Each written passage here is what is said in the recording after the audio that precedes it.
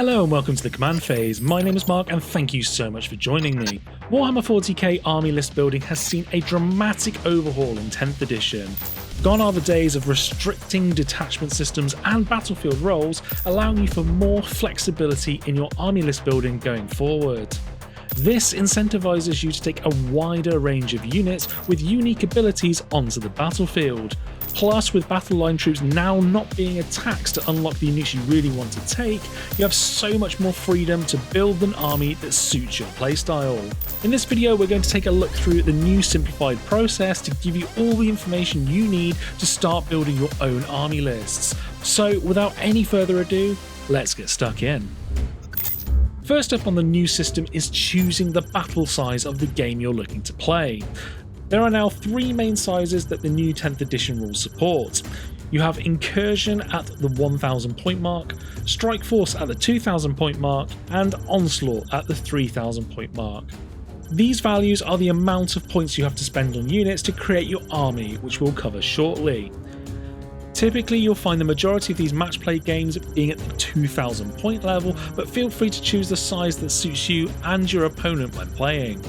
If you're after a more narrative style of game, you have the Crusade rule set for a more progressive gameplay over the course of a campaign.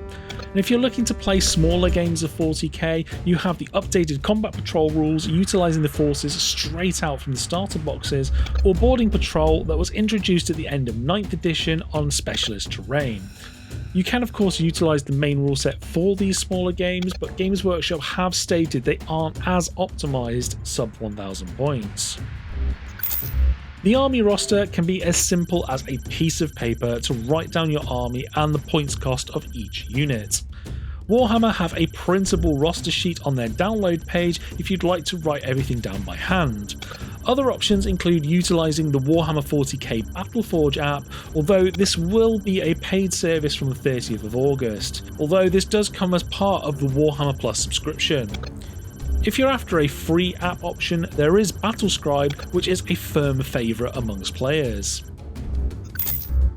This step hasn't changed, as it's as simple as picking your favourite faction you want to play in the game, whether this is Space Marines, Custodes, Tyranids, Orcs, or any of the other amazing factions. If you haven't decided upon a favourite faction yet, check out my video on how to pick the Warhammer 40k army that's perfect for you, linked in the top right corner of the screen and in the description below. Typically your army will all be from the same faction, and these units will share a faction keyword found at the bottom of each of the unit's data cards. However, there are a small number of factions that are able to ally with others into the same army. For the majority of forces in the game, they can't ally two different factions within the same army. For example, you can't mix Space Marines and Adeptus Sororitas into a single force. There are, however, some exceptions to this rule, although with limitations. Plus, these allies will only have access to their data sheets and won't be able to access any other rules. For the Imperium armies, you can take a single Titanic Knight, such as a Paladin or Errant, or up to 3 Armigers in your army. You can also include up to 1 character and 1 retinue unit from the Agents of Imperium index per 1000 points. In terms of Chaos armies, their rules are the same for the Chaos Knights, with 1 Titanic Knight or up to 3 War Dogs. If you wanted to include Chaos Demons in your force, you can have up to 1/4 of the points as demon data sheets for any Chaos faction, although these will be locked to each god. For example, World Eaters can only take Khorne Demons, Thousand Suns can only take Tzeentch, Death Guard will only have access to Nurgle, and Emperor's Children locked to Slaanesh. Chaos Space Marines can include up to 1/4 of their points with Khorne Berserkers, Plague Marines and Rubric Marines into their force if they desire to, with their faction keyword being replaced with Heretic Astartes, allowing them access to the detachment rules. Moving on to the Xenos factions, Genestealer Cults can include up to 1/4 of their points of Astra Militarum as Brood Brothers, although there are limitations to their rules and which units you can take. Drukhari can include up to 1/4 of their points with Harlequins or Corsair units. And lastly, a Ynnari force with Yvraine as the Warlord can take half of their army as Drukhari, with some minor limitations in the units you can select from. The detachment rules have changed from being specific sub-factions, but rather a single set of rules for the whole army. An example of this is the Gladius Task Force for Space Marines.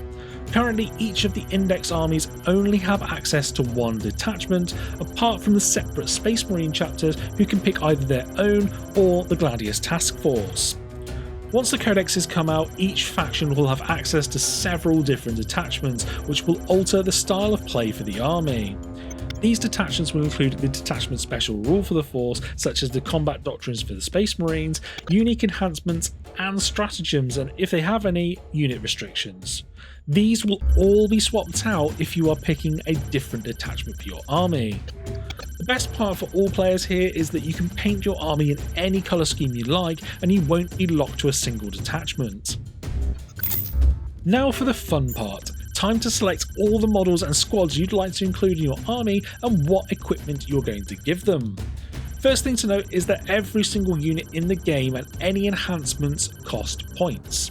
These you'll need to add up as you go to meet or get to as close to the game size that you've chosen to play as possible.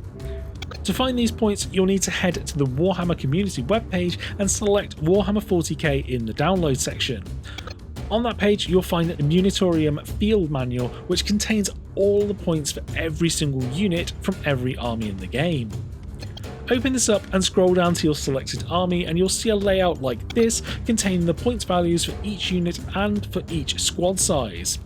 One thing to remember here is that this is a living document and Games Workshop will be balancing the armies and changing these point values over the course of the edition, with the next coming in September 2023. So do check up on this site from time to time to make sure you have the most up-to-date points.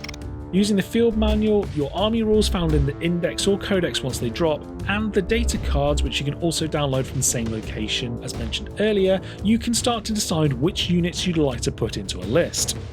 Things to note are all of the war gear that is available to the units can be found on the reverse side of each card, letting you know how you can construct each unit and the war gear they can take. Gone are the days of power level, but Games Workshop have tried to simplify the list building stage with points values for different fixed squad sizes. Unfortunately, you're not able to choose the exact number of models in a unit and paying for each model individually, but if you do decide you want to field a squad with a number between the two, you'd have to pay for the higher cost. For example, with this squad of Custodian Wardens, you have the point options for either 3 or 6, but if you were thinking you only wanted to have 5 in the squad, like the number that comes in the box itself, you'd have to pay for 6, so you'd be better off taking the extra models to not waste the points.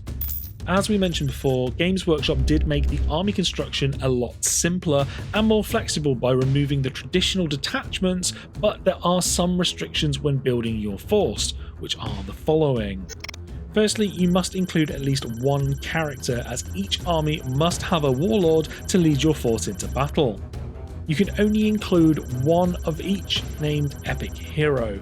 While I'm sure having 2 Angrons on the field would be a nightmare for your opponent, you can't do that. But you can take Angron and Khan the Betrayer in the same force.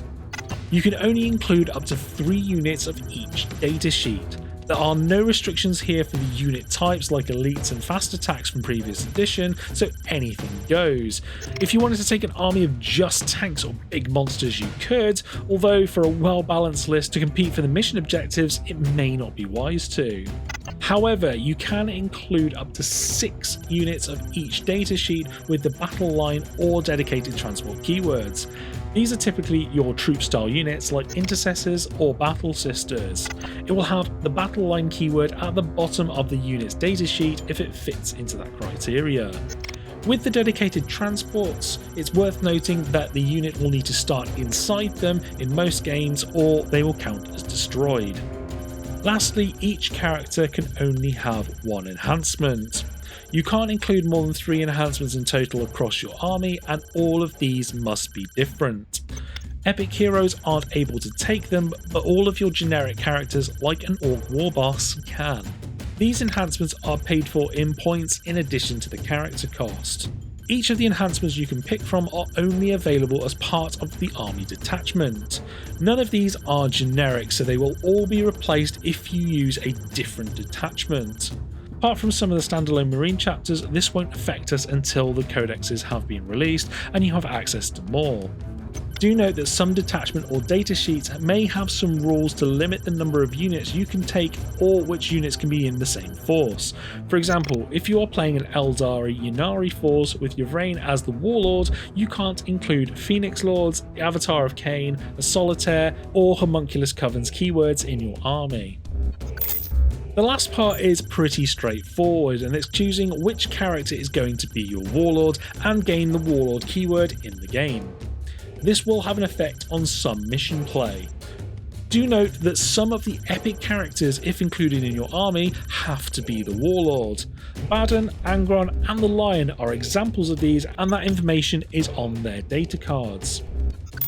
So now we've covered everything you need to know with the updated system to build your own army list for 10th edition. Let me know in the comment section below which army you're looking to build first. Is there a specific unit or gameplay style you're most excited to try out? I'd love to know. If you have any questions, pop them down in the comment section and I'll try and get them answered for you. If you enjoyed the video and found this helpful, please hit that like button, as it really helps me to know if you'd like to see more of this content, and if you want to be notified when the next video comes out, make sure you hit that subscribe button and the bell notification icon. Thank you so much for watching the command phase, and I'll see you in the next video.